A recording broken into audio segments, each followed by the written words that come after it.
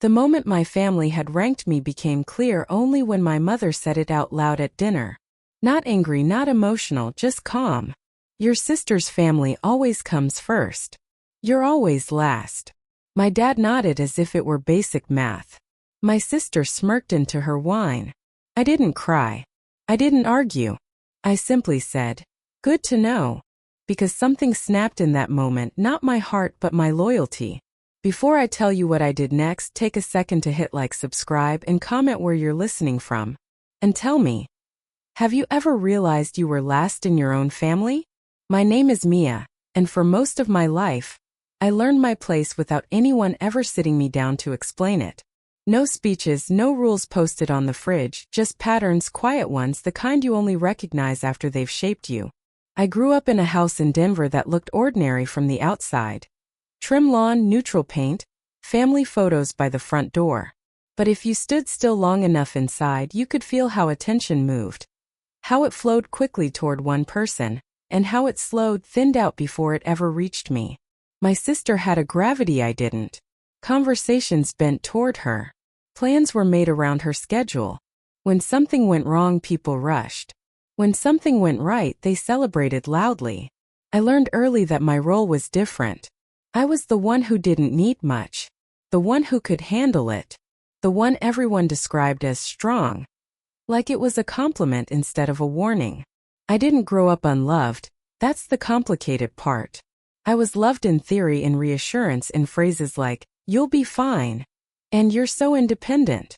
Love that sounded generous but came with an unspoken condition. Don't ask for more. Don't take up space.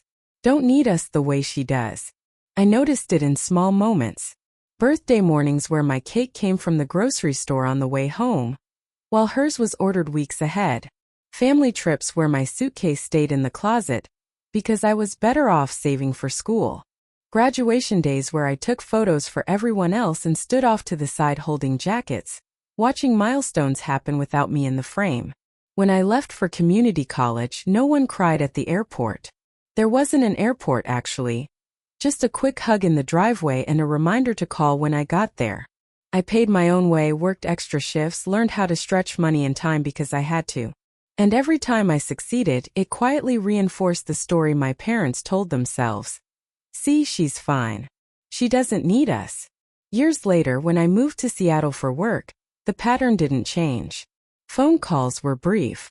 Updates about my life were acknowledged, then redirected. "How's work?" "That's good."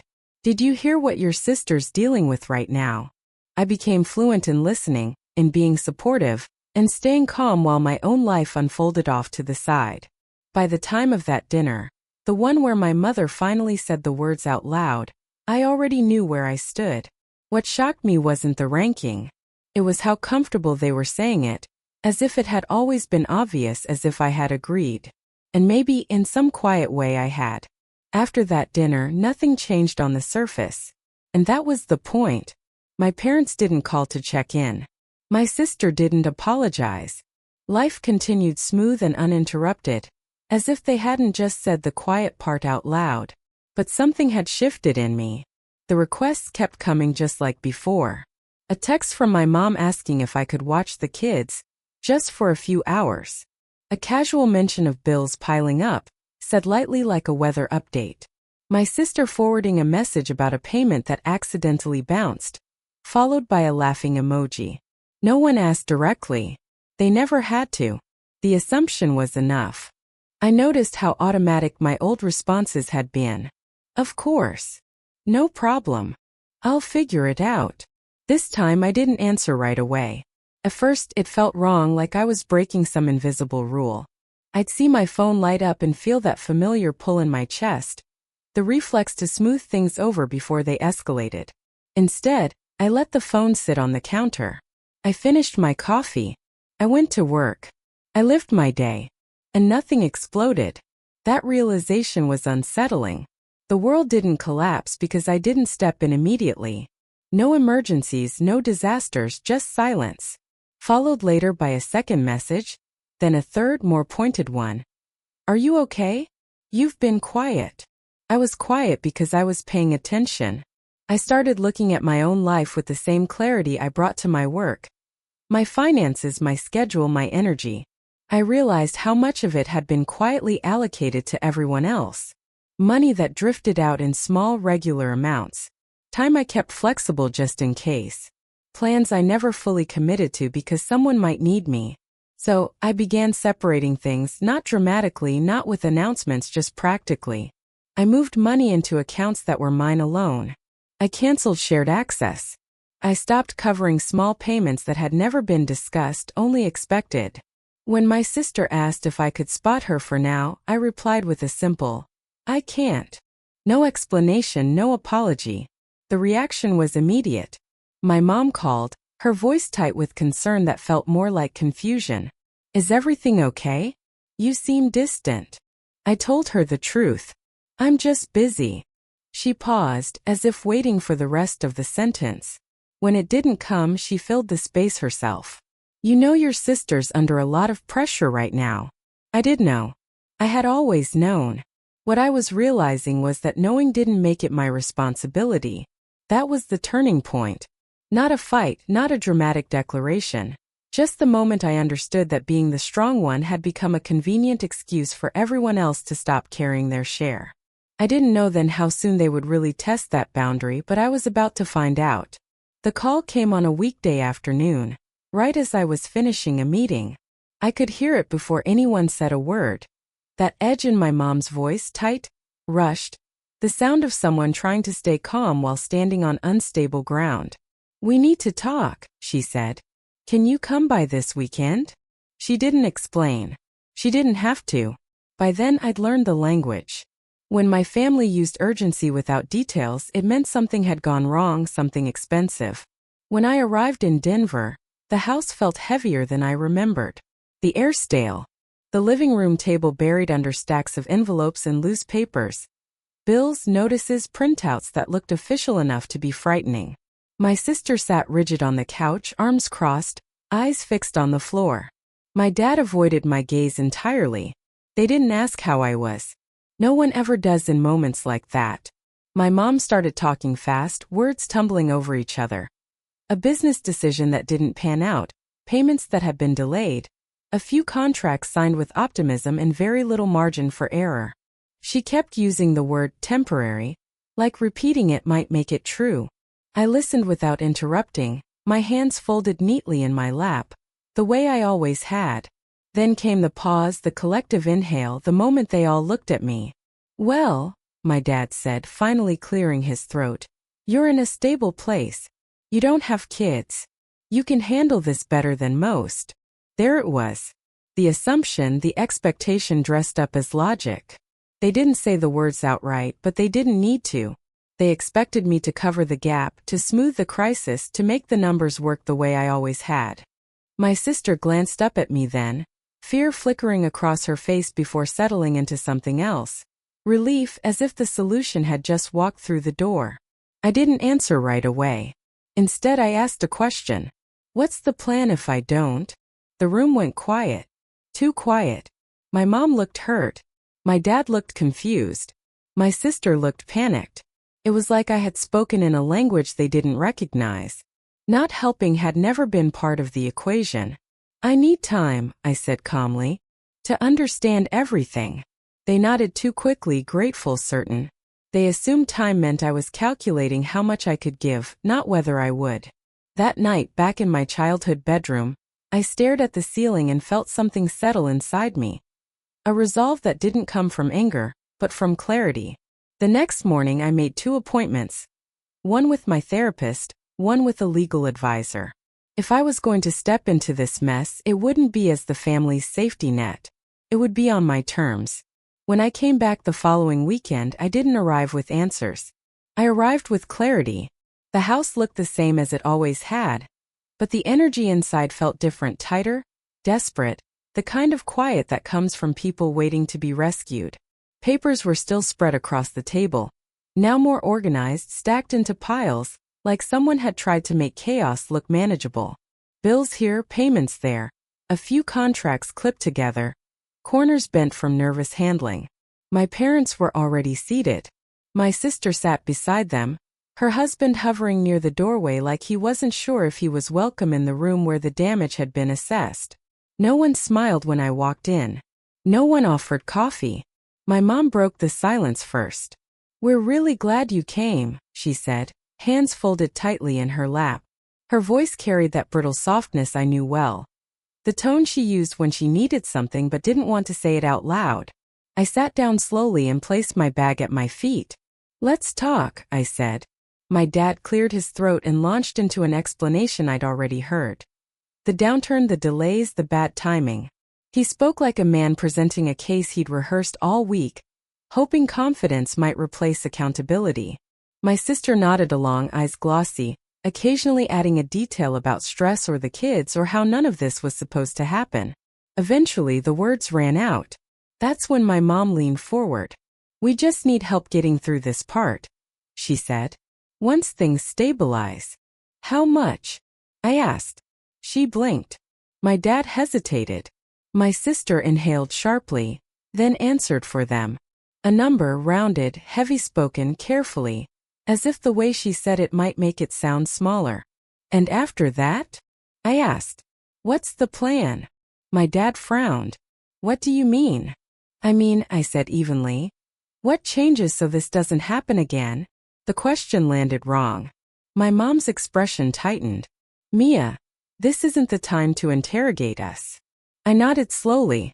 "Then it's not the time for me to write a check." The room shifted. My sister sat up straighter. "We're family," she said, her voice rising just enough to carry emotion without crossing into accusation. "This isn't about plans. It's about helping."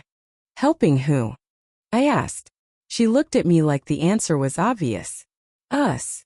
I glanced around the room. "And who's helping me?" No one spoke. My dad leaned forward, elbows on his knees. "You're in a different position," he said. "You don't have the same responsibilities. You're single. You're stable. You can afford to step in." There it was. The logic I'd heard my entire life. The math that always ended with me absorbing the cost. "I can afford to step in," I said carefully, "because I've spent years planning my life as if no one would ever catch me if I fell." My mom's eyes filled. "We didn't know you felt like that." I met her gaze. "You did. You just didn't think it mattered." The room went quiet again, but this time it wasn't confusion. It was discomfort. I reached into my bag and pulled out a folder, sliding it onto the table between us. The movement was slow, deliberate. Every eye followed it. "This is what I'm willing to do," I said. "And this is how."